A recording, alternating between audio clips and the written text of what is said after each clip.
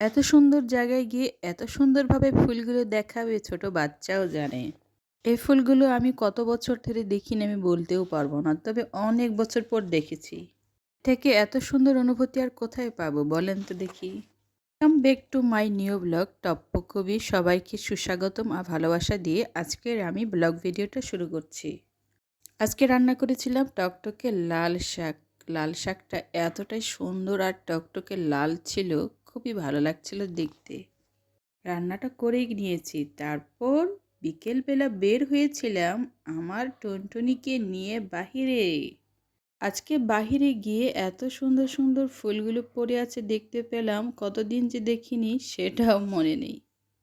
আমার রোজ প্রায়ই কী করে এই সুন্দর ফুলগুলো তুলে নিয়ে আসে খেলার জন্য। আমি বলি খেলতে পারো, এটা বলে শিমুল ফুল।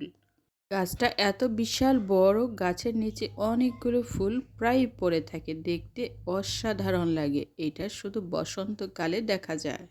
ওদেরকে নিয়ে প্রায় ঠিক এইভাবে যখন ঘুরতে আসি তখন আমার মনটা কেন জানি আনন্দে নেচে ওঠে। ঘুরতে আসলে ওদের মনের দিকে আর ওদের চেহারা ফিলিংসটা দেখলে অনেকটাই ভালো লাগে। কত সময় যে ওদেরকে এত মজাদার সময়গুলো দিতে পারি আমার ধারণার বাইরে। এই পড়ন্ত বিকেলে ঘুরতে এসে অনেক মানুষের সাথে, প্রতিবেশীদের সাথে দেখা সাক্ষাৎ হয়। এতে আমার পরিবারের সাথে ওদের আন্তরিকতা অনেকটাই বেড়ে যায়। বাচ্চা দুটোকে নিয়ে বেরিয়ে পড়লাম বিকেলবেলা ঘুরে বেড়াতে। আর এ তো নেচে নেচে একবারে টইটুম্বুর। বয়সটাই যেন ঠিক এমন, কত সুন্দর বয়স। আমিও তো ছিলাম, কিন্তু আমার সেই দিনগুলো কি আমি আর ফিরে পাবো? আর তো ফিরে পাবো না। তবে ওদের দিনগুলো দেখে আমার মনটাও ওদের মতো করে নেচে ওঠে। কারণ কাউকে তো আর অনুভূতি আমি দেখাতে পারি না। আমার টুকটুকে ঘুম থেকে উঠেছে, এই কারণে সে আজকে হাঁটি হাঁটি পা পা করে ঘুরে বেড়াবে না, আর আমার কোলে কোলে আনন্দে ভেসে বেড়াবে। বরাবরই আমি ঘুরতে বের হই ওদেরকে নিয়ে বিকেলবেলা, তবে খুব ভালো লাগে ওদের সাথে আমার সময়টা। আজকের দিনটা একেবারে অন্যরকম, কেননা আজকে কোনো ধুলোবালি নেই, রাস্তাঘাটে একটু যানজট নেই বললেই চলে। এই তো সেদিন মাত্র এই জমিগুলোতে আমি দেখিয়েছিলাম অনেকগুলো সরিষা ছিল, সরিষার ফুল একেবারে টকটকে হলুদ ছিল। তারপর হলুদ হওয়ার পর ফলনগুলো ছিল সরিষার ফলন টক একবারে গাঢ় সবুজ, হলুদ তো নয়, গাঢ় সবুজ। জমি থেকে সরিষাগুলো বাড়ির উঠোনে নেওয়ার পরে পরের দিনে ধান মাড়াই হয়েছে, আর সেদিনে একই দিনে এই ছোট ছোট ধানের চারাগুলো রোপণ করা হয়েছে। আদর্শ কৃষক কোনো সময় নষ্ট করবে না, একেবারে সাথে সাথে পানি দিয়ে জমিতে ফলন লাগিয়ে দিয়েছে, যাতে করে অল্প সময়ের মধ্যে একই জমিতে অনেক ধরনের ফলন পেতে পারে। আলসেমি কাজ করে না, আসলে ভালো। হেঁটে হেঁটে আমরা অনেক দূর চলে আসছি এই ফাঁকা মাঠে। ফাঁকা মাঠটাই এখন মানুষ নেই, এখন ইফতারের সময় হয়ে গেছে, অনেকেই চলে গেছে। আমরা একেবারে প্রায় সন্ধ্যার কাছাকাছি এখানে এসে পৌঁছেছি। আজকে অনেক দূর চলে আসছি। দূরে চলে আসবো বাচ্চাদের নিয়ে আমি কল্পনাও করিনি। দেখতে পেরে তো অনেক ভালো লেগেছে, আমি তো বসেই পড়লাম। এই জায়গাটায় আমার টুনটুনিকে নিয়ে আমি ছোটোবেলায় আরও যখন কোলে ছিল তখন অনেকবার এসেছি, খুবই ভালো, আমার পছন্দের জায়গা। টুকটুকি এতটাই আলসি হয়ে গেছে, ওই হাঁটবে না, দিদির কোলে থাকবে, মায়ের কোলে থাকবে, এটাই হচ্ছে ছোট বলে আদর পায় সবার কাছে।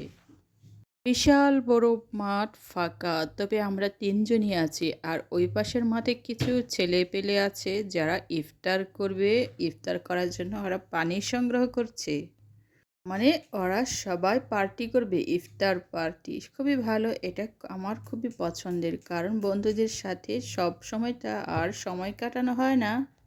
বয়স থাকতে বন্ধুদের সাথে সময় কাটানো উচিত, কারণ বয়স সময়ের কাজ সময়ে না করলে পরে নাকি পস্তাইতে হয়।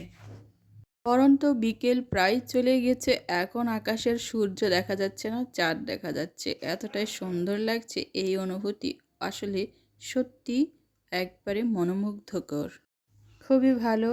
এতটা শান্তি অনুভব করছি, অনেকটাই আমার ভালো লাগছে আজকে। কিছুদিন আগে বেড়াতে গিয়েছিলাম। আজকে বন্ধুদের সাথে একটা গল্প শেয়ার করি। বেড়াতে গিয়ে অনেক কিছু দেখে আসলাম যেটা আমি ভিডিওতে রেকর্ড করতে পারিনি। কাজের ব্যস্ততার কারণে অনেক সময় ঠিক এত সুন্দর মুহূর্তগুলো খুঁজে পাই না, কিন্তু মাঝে মধ্যে খুঁজে নিতে হয়। রোজ অনেক খেলাধুলা করছে, এখানে বসে আমার সেই পুরনো স্মৃতিগুলো খুবই মনে পড়ছে, যে স্মৃতিগুলো এখনও আমার চোখের সামনে ভেসে বেড়ায়। টুকটুকি তখন ছিল আমার পেটের ভিতর, তার মানে সে তখনও জন্ম নেয়নি। আর আজকে ঠিকই একই জায়গায় আমি ওকে কোলে নিয়ে বসে আছি। সৃষ্টিকর্তার কাছে এর থেকে নিজেকে ভাগ্যবতী মনে করাটা আমি মনে করি বোকামি হবে, কারণ এত ভাগ্য আমার যে ওকে আমি পৃথিবীর মুখ দেখাতে পেরেছি। কারণ এতটাই সুন্দর মুহূর্তের জন্য কত যে অপেক্ষা করেছি, কত যে সাধনা করেছি, তার জন্য শুধু আমি জানি। মানুষ বলে না সবুরে মেওয়া ফলে, আসলে সবুরে মেওয়া ফলে এই মেওয়াটা আমি পেয়েছি। তার জীবন আসলে সাধনা করতে হয়, সাধনা করলে জীবনে অনেক সুখের বিষয় আসেই চলে আসে। ওটা অনেকটাই সুখের হয়, অনেকটা সাধনা হয়। যদি সাধনা করতে পারি তাহলে সুখের স্বর্গ নিশ্চয়ই একদিন আমাকে হাতছানি দিয়ে ডাকবে। সৃষ্টিকর্তা যদি আমার অমুক ভাগ্যে যদি লিখে রাখে যে আমার সাফল্য অনিবার্য, সেটাতে অবশ্যই আমি সাফল্য পাব। তবে আমি মনে করি আমার ব্যক্তি বিশ্বাসে অবশ্যই ধৈর্যের প্রয়োজন আছে। ধৈর্যে নাকি মিষ্টি ফল পাওয়া যায়। এটা তো মানুষ বলেই, বলবে না কেন? কারণ মুখে মুখে কত সুন্দর সুন্দর প্রবাদ বাক্য মানুষের আছে, সেটা হচ্ছে অনেক কথাই থাকে। এই যে বললাম না, সবুরে মেওয়া ফলে আর ধৈর্যের ফল মিষ্টি হয়, এগুলোই মানুষের মুখে মুখে অনেক সুন্দর সুন্দর কথা। বাচ্চাদের সাথে এই সুন্দর মুহূর্তগুলো আমি ক্যামেরাবন্দি করে রাখতে পারছি, এটাও তো সৃষ্টিকর্তার আশীর্বাদ, তাই না? আমি তো মনে করি এটা আমার বিশাল ভাগ্য, যে ভাগ্যের জন্য আমি কত মাস বছর সাধনা করেছি। সৃষ্টিকর্তা যাকে দেয় তাকে নাকি বিশাল আকারে দেয়, তার প্রমাণ হচ্ছে এই যে এই সুন্দর গাছটি। আমি এই এলাকায় আসছি অনেক বছর হয়, এই বছরই প্রথম গাছের মধ্যে এত ঝুঁকে ফুলগুলো ধরেছে না, খুবই সুন্দর লাগছে। এই বছরই প্রথম দেখলাম। যখন প্রথম এসেছিলাম তখন গাছটা অনেক ছোট ছিল, এতটাই ছোট ছিল যে পাতাগুলো একেবারে ছোট, একবারে আমার সমান ছিল। ওদেরকে নিয়ে এখন বাসায় ফিরছি, কারণ আরেকটু পরে ইফতারের সময় চলে আসবে। সবার জীবনে এমন সুন্দর মুহূর্তগুলো আছে, সবাই তো আর উপলব্ধি করতে পারে না। যারা উপলব্ধি করতে পারে তারাই তো ভাগ্যবতী। স্বর্গের সমতুল্য এই সময়গুলো আমার। আমগুলোর মধ্যে এত সুন্দর আম ধরেছে, আমের মুকুল ধরেছে। আর দেখো, এটাকে আমাদের ভাষায় বলা হয় মিন্দু। মিন্দু ফলগুলো অনেক সুন্দর আর অনেক সুস্বাদু ফলগুলো খেতে। বাসায় ফেরার পথে বাবুদের সাথে, আমার টুনটুনিদের সাথে অনেক গল্প করলাম। ওদেরকে বললাম কেমন লাগছে, বলে খুবই ভালো লাগছে। আজকাল যা সময়টা যাচ্ছে না, বাচ্চা কাচ্চা একবারে বাইরে রাখা অনিরাপদ হয়ে পড়েছে, যার কারণে সবসময় সেফটির কথা চিন্তা করে ওদের সাথে করে আমি ঘুরে বেড়াই। আমি মনে করি এটা হচ্ছে আমার দায়িত্ব, গুরুত্বপূর্ণ দায়িত্ব। এর থেকে বড় দায়িত্ব একজন পিতামাতার নাই বললেই চলে। এই গুরুত্বপূর্ণ দায়িত্বগুলো অবশ্যই প্রতিটি পিতামাতার পূরণ করা উচিত একজন সুন্দর সুস্থ সন্তানের জন্য। ওরা আমার পিছু পিছু ধরে হাঁটছে আর আমি একটু সামনের দিকে এগিয়ে আসলাম, কারণ ওরা আস্তে আস্তে করে হাঁটবে, আমার সাথে আসবে না। জীবনের যত রং ঢং আছে এদের সাথেই আমার চলে। এই সবুজ ধানের ক্ষেতগুলো দেখতে খুবই সুন্দর লাগছে। কিছুদিন আগে এতটা সবুজ ছিল না, এখন হচ্ছে সেই গাঢ় সবুজ হয়ে গেছে। এই সবুজের অংশগুলো দেখলে না আমার প্রাণটা কেমন জানি নেচে ওঠে। ওদের সাথে দুষ্টুমি করতে আমার খুবই ভালো লাগে। এই প্রকৃতির মাঝে এক টুকরো যেন স্বর্গ। এই দুই পাশে এত ফুল ধরেছে, আমেরও মুকুল ধরেছে আর গাছটির মধ্যে অনেকগুলো ফুল ধরেছে, তার মানে ফুল ফুটেছে। আমি মনে করি আমাদের মধ্যেও ফুল ফুটেছে। টুনটুনির হাসি দেখলে তো আমি সত্যি আমার মনটা একেবারে ভালো হয়ে যায়। যদি আমি বিষণ্ণ থাকি, ওর মুখখানি দেখলেই আমার মনে শান্তি আসে। সবগুলো গাছে এতটাই আমের মুকুল এসেছে, অনেকগুলো। যেখানে যাই সেখানে ওদের দুষ্টুমি চলে। এতটাই দুষ্টুমি করে সারাক্ষণ একে অপরের সাথে হাঁটাহাঁটি করে সবসময়।